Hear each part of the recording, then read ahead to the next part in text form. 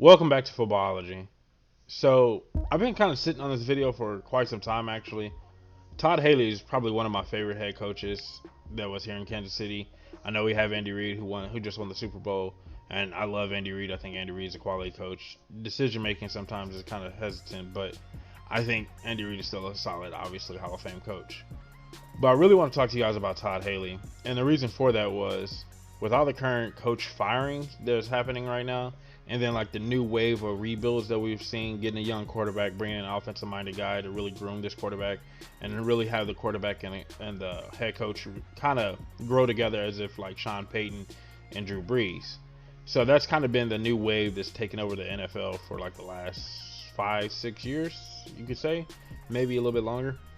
And so I really want to talk about Todd Haley because I think he's probably one of the most underrated offensive-minded head coaches that was ever in the NFL that we don't give enough credit to, or that we don't even talk about. Now, when he was here in Kansas City, I feel like that was an asterisk mark because of his GM at the time, which was Scott Pioli. Scott Pioli really never gave Todd Haley an opportunity to showcase what he wanted what he wanted the team to look like. And with that, and you have a GM kind of bearing down on you and not allowing your coach to really coach like he wants to, or get the players that he wants. I mean, granted, as a GM, you handle more of the personnel side of things. But if a head coach comes to you and say, "Hey, I really like this quarterback, and especially an offensive-minded guy, I really like this quarterback. Could we get him over this guy? Or I really like this receiver. Can we get him over this guy?" I think that's the way you should go, or at least try, because then at that point you're kind of setting your head coach for success. And when you allow your head coach to coach, if he fails, then it's okay for you to fire him. But if you make your head coach coach coach the way you want him to coach, then you really can't blame him for what's happening. But just to show you guys some stuff that I kind of looked up and just kind of glanced over, and I know some people out there are probably going to put some holes or poke some holes into my theory, but I still feel like Todd Haley is probably one of the best offensive-minded coach in the game. So the first thing we have up here, as you can see, is the 2008 Arizona Cardinals roster. Now this year the Arizona Cardinals had went to the Super Bowl, and I want to say that it was their very first Super Bowl. I'm not sure. Quote me on that. Don't quote me on that, because if I'm wrong, I'm sorry, but I'm pretty sure it was their first Super Bowl. Well, come to find out, Todd Haley took over the play calling late in 2007, and then kind of proceeded to continue play calling throughout 2008. And then as a result, the Cardinals go to the Super Bowl.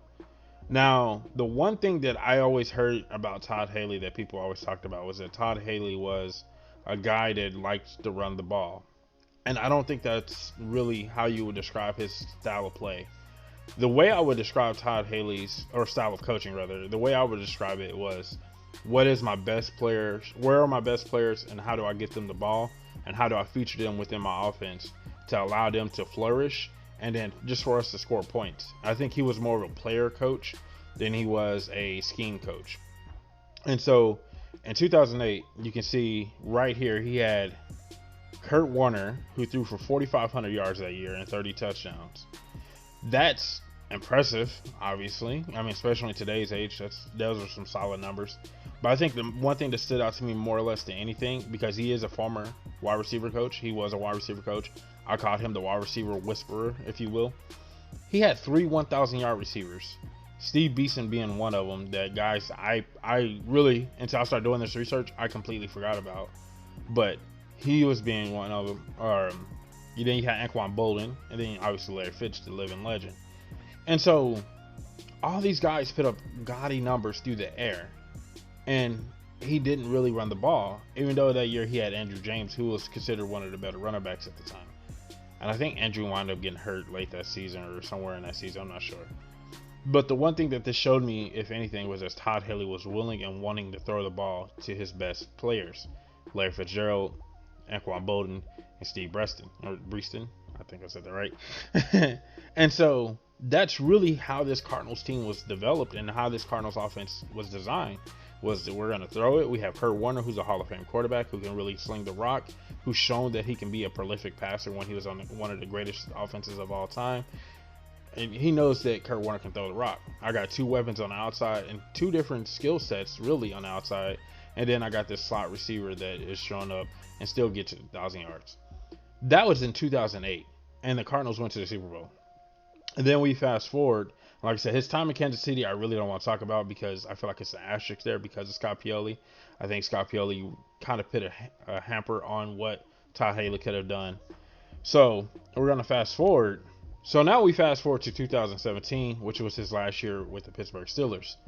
Now that year, we had Ben Roethlisberger throwing for 4,200 yards, 28 touchdowns, and 14 interceptions. We still had Le'Veon Bell, who was really starting to come into his own at the time, as one of the league's featured running backs, catching the ball out of the backfield, which was showing his skill set and using his skill set to his advantage, if you will. And he had 9 touchdowns on the ground, and he had another 2 through the air. Then we had Antonio Brown, who's once again was really starting to come into his own.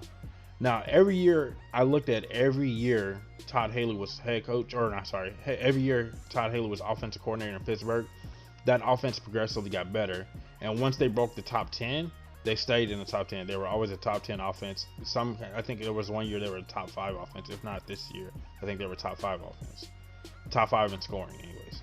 And so you can't tell me that this man doesn't know how to coach or can't put together a quality offense, if you will. We had Le'Veon Bell, who was a dual threat running back, and something that the league was trying to kind of get to, I guess. Everybody was still trying to do the AP kind of, ground and pound, 25 carry kind of guy. Now the league, all we do is see if you can't catch the ball in the backfield as a running back, you're useless to a lot of teams, and that's really what it comes down to. And so Le'Veon Bell really started to come into his own at that point, and Todd Haley was orchestrating all of this at the time. And now I know a lot of people are going to talk about Todd Haley and being a hothead because on several occasions he was on the sideline arguing with players, his receivers, quarterback. I know there was a situation him and Big Ben were getting into it. I think that was something that missed about Todd Haley's game or coaching style. I think that was something that people never gave credit to.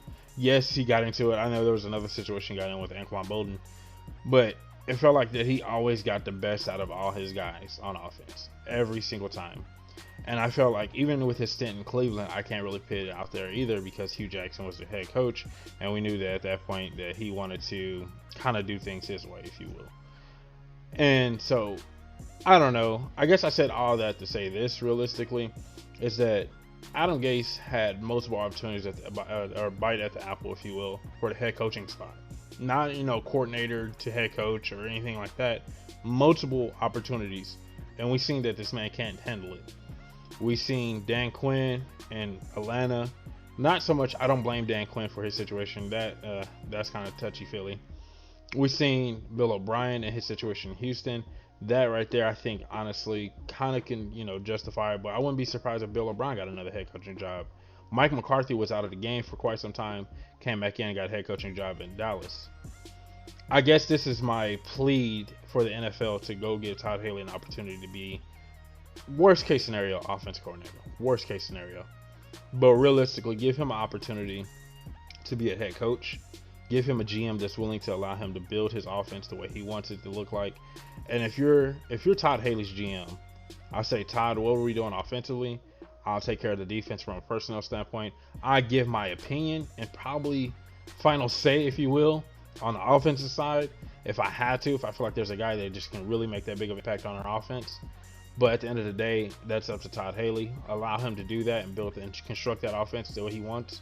And I think realistically, just give him, I don't think you even have to do that for Todd Haley. I think that you give him 11 guys on offense. He's going to find his strongest guy and a guy that he knows that he can feature in the offense. And he's going to give him the chance to shine. Even when he was here in Kansas City, he showed Jamal Charles was one of the best running backs at the time. And so I just want to see Todd Haley back in the NFL. Currently, he's doing the offensive coordinator position at a high school, which, I mean, maybe he just likes coaching. Maybe he just missed coaching. And if that's the case, then I completely understand. But this man deserves to be in the NFL. He has consistently, on a consistent basis, always produced a high-level offense. Every team that he's been to, high-level offense, outside of Cleveland. And I guess you could say Kansas City was kind of, but if he had an opportunity to stay there and really kind of ingrate himself into the offense and build it and kind of orchestrate it the way he wanted to, it was going to be a top 10 offense every single time. Now, with a lot of coaching vacancies coming up, I think his name should definitely be in the mix. to be a head coach. Like, I'm dead ass serious. Like, head coach, not a coordinator, head coach. If this man would have took over in Cleveland when Hugh Jackson got fired, I guarantee you Cleveland would have been a better team. Todd Haley and Baker Mayfield together would have been dangerous. And now with the current offensive weapons that they have in Cleveland, oh yeah, Todd Haley and John Dorsey would have created a championship roster. I guarantee you that. But that's all I have for you guys in this video. I really hope you guys enjoyed this video. If you do, give this video a thumbs up. Let me know what you think about Todd Haley or just any other coaches out there who are not being mixed up in the, I guess, coach hiring jobs right now. Let me know what you guys think in the comment section below. And if you're not a footballologist yet, go ahead and subscribe to the YouTube channel today and become a footballologist. And stay safe, football fans.